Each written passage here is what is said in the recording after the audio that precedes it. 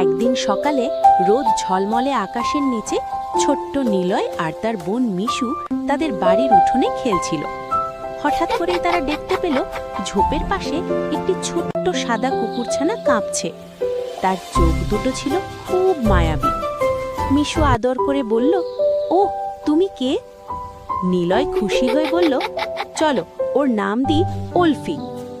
ওলফি ছিল খুবই বুদ্ধিমান আর ভীষণ সাহসী। সে অল্প দিনেই নিলয় আর মিশুর সবচেয়ে কাছের বন্ধু হয়ে উঠল। প্রতিদিন বিকেলে তারা তিনজন একসাথে খেলত, কখনো বল নিয়ে, কখনো লুকোচুরি। একদিন হঠাৎ করে পাড়ার এক ছোট্ট বাচ্চা গাছ থেকে নামতে গিয়ে পড়ে গেল।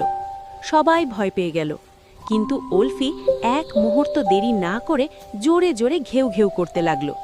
তার ডাক শুনে বড়রা ছুটে এলো এবং বাচ্চাটিকে বাঁচিয়ে ফেলল।